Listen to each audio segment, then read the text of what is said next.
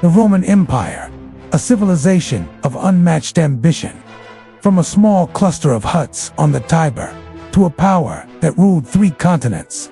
Its armies crushed kings, its roads reshaped the earth, and its emperors claimed to be gods.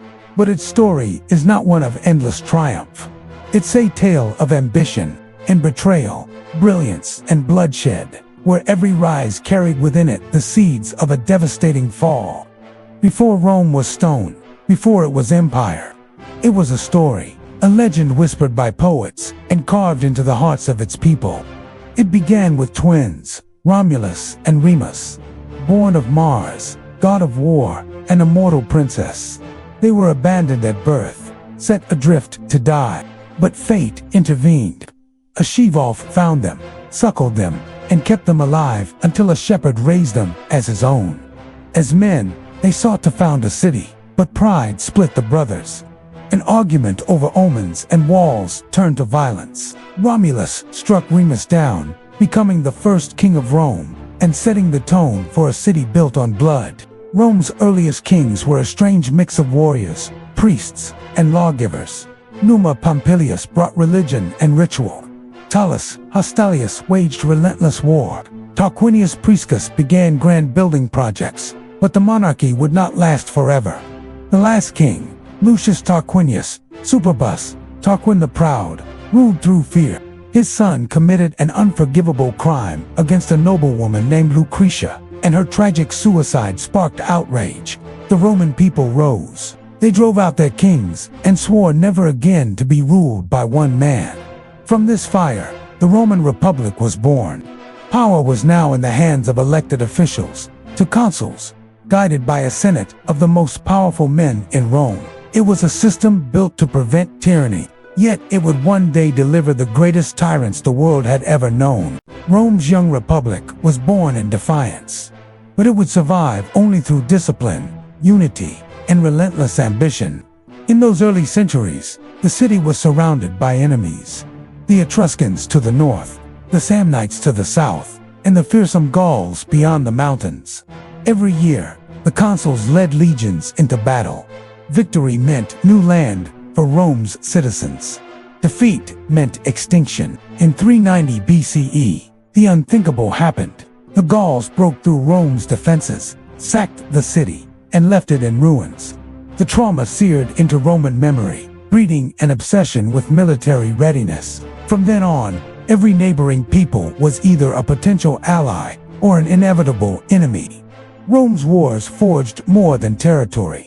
They forged a culture. Service in the legions was a duty and an honor. Victories were celebrated with triumphs. Grand parades, where generals displayed the spoils of war and marched captured kings through the streets. But the spoils of conquest carried a hidden danger. Wealth and power concentrated into the hands of a few. By the mid-Republic, Rome faced its greatest external threat yet: Carthage, the wealthy North African trading empire. The Punic Wars erupted in a clash of titans. The Carthaginian general Hannibal became a living nightmare for Rome, crossing the Alps with war elephants and smashing Roman armies in battle after battle. Yet, after decades of struggle, Rome triumphed. Carthage was destroyed, its fields salted, its people sold into slavery. The Mediterranean now belonged to Rome, but victory changed Rome. Foreign gold poured in, enriching the elite, while poor citizens were left behind. Vast estates, worked by slaves, replaced the small farms that once fed the Republic. Politicians began to buy loyalty with promises and handouts. The Senate, once the guardian of tradition, became a battleground for personal ambition. Reformers like the Gracchus brothers tried to help the poor, but both were murdered, setting a precedent. In Rome, political disputes would be settled not with debate, but with blood. The Republic was now on a slow march toward civil war. By the late 2nd century BCE, the Roman Republic was the master of the Mediterranean, but cracks were widening. Rome's armies had once been citizen soldiers who returned to their farms after victory. Now, endless campaigns meant soldiers served for years, often returning to find their lands seized by wealthy elites. Resentment festered. A brilliant general named Gaius Marius offered a solution: and unknowingly planted the seeds of Rome's downfall. Marius reformed the army, recruiting the poor and promising them land in return for service. It was a revolutionary idea, but it shifted loyalty from the Senate to the generals who paid them.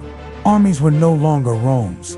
They were personal power bases. Then came Lucius Cornelius Sulla, cunning, ruthless, and utterly without mercy. When his command was threatened, Sulla did the unthinkable. He marched his army on Rome itself. For the first time in history, Roman soldiers slaughtered fellow citizens in the streets of their own capital. Sulla took power as dictator, rewrote the laws, and retired. But the precedent was set. Whoever controlled the legions could control Rome. Into this fractured world stepped a man whose name would echo for millennia. Gaius Julius Caesar. Brilliant in politics, magnetic in personality, and unmatched on the battlefield, Caesar understood the game better than anyone. His conquest of Gaul made him a legend and a threat to the Senate. Ordered to disband his army, Caesar crossed the Rubicon River with his legions, sparking a civil war. The fighting was swift and brutal. Caesar emerged victorious, declared himself dictator for life, and began reshaping Rome. But absolute power invites enemies. On the Ides of March, 44 BCE, a group of senators stabbed him to death in the theater of Pompey, believing they had saved the Republic. Instead, they unleashed chaos. The age of Augustus brought stability, but it also created a dangerous truth. The fate of Rome now rested on the character, or madness, of one man at a time. The emperors who followed him proved just how fragile the system could be. Tiberius, Augustus's chosen successor, was a skilled general but a brooding, suspicious ruler. He withdrew from public life, leaving Rome in the hands of corrupt advisors. Whispered accusations and public executions became the norm. Then came Caligula, and Rome would never forget his name. At first, Caligula was adored. He spent lavishly on games, abolished certain taxes, and brought joy back to the capital. But within months, something changed. Ancient sources claim he descended into paranoia and sadism. He executed senators for trivial reasons, declared himself a living god, and, if rumors are to be believed, tried to make his horse a consul. Whether exaggerated or not, his reign became a symbol of imperial excess. After 4 years, his own guards assassinated him. The throne then passed to Claudius, an unlikely emperor dismissed as weak because of his limp and stutter. But Claudius proved shrewd. He expanded the empire into Britain and reformed Rome's bureaucracy. Yet his private life was a battlefield. His wife Agrippina, the younger, maneuvered her son Nero into succession. Nero began as a popular ruler, patron of the arts, and lover of theater. But soon, his reign spiraled into cruelty. He murdered his own mother, executed rivals, and, after the Great Fire of Rome, scapegoated Christians in a brutal wave of persecution. His vanity was legendary, his governance disastrous. Finally declared a public enemy, Nero took his own life, ending the Julio-Claudian dynasty. With Nero's death, Rome plunged into chaos. In 69 CE, 4 emperors claimed the throne in rapid succession: Galba, Otho, Vitellius, and finally Vespasian, a battle-hardened general who had been waging war in Judea. Vespasian brought order. He rebuilt Rome's finances and began construction of the Colosseum, a monument to imperial power and public entertainment. His son Titus completed it. But his reign was short-lived. Titus faced disaster after disaster. The eruption of Mount Vesuvius in 79 CE, which buried Pompeii and Herculaneum, a devastating fire in Rome, and a plague. After Titus's sudden death, his brother Domitian took the throne. Domitian was efficient but autocratic, alienating the Senate. His paranoia grew until court officials assassinated him, ending the Flavian dynasty.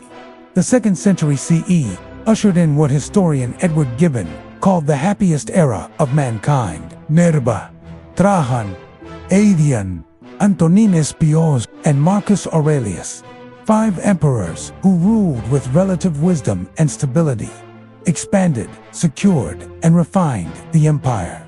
Trajan brought Rome to its greatest territorial extent, conquering Dacia and flooding the empire with its gold. Hadrian shifted focus from expansion to consolidation, building fortifications like Hadrian's Wall in Britain. Antoninus Pius maintained peace, while Marcus Aurelius, the philosopher-emperor, ruled during wars and plague, leaving behind his meditations on duty and virtue. But even in this golden age, shadows loomed. Marcus Aurelius broke tradition by appointing his son Commodus as heir. It was a fatal mistake. Commodus reveled in gladiatorial combat, styling himself as a living Hercules. His vanity and negligence drained Rome's prestige. After his assassination, the empire lurched into political instability, marked by rapid turnovers of emperors and growing threats from outside. In the 3rd century CE, Rome faced a crisis of the 3rd century, a near collapse brought on by civil wars, economic breakdown, and invasions. At one point, there were 26 emperors in just 50 years, most meeting violent ends. Out of chaos came Diocletian, who restructured the empire into a tetrarchy rule by 4 emperors to manage its vast lands. He also launched the most severe persecution of Christians in Roman history. His reforms bought time, but the unity of Rome was already fraying. Then came Constantine the Great. In 312 CE, before the Battle of the Milvian Bridge, Constantine reportedly saw a vision, a cross in the sky with the words in this sign, "Conquer." He won the battle, legalized Christianity, and moved the capital east to Byzantium, renaming it Constantinople. The Western Empire decayed under waves of invasions. Visigoths, Vandals, Huns. In 410 CE, Alaric's Visigoths sacked Rome, shattering the myth of its invincibility. In 476 CE, the last Western emperor, Romulus Augustulus, was deposed. The Western Roman Empire was gone, but in the East, the Byzantine Empire carried on, preserving Roman law, culture, and traditions for another 1,000 years. By the 15th century, Constantinople was a shadow of its former self, a city surrounded by the rising Ottoman Empire. In 1453, Sultan Mehmed II's cannons battered its ancient walls.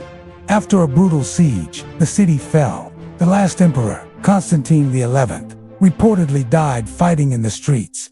The Roman Empire, in one form or another, had lasted for over 2,200 years. It had been a republic, an autocracy, a Christian empire, and finally, a memory. Yet its legacy, law, architecture, language, and ambition still shapes the modern world.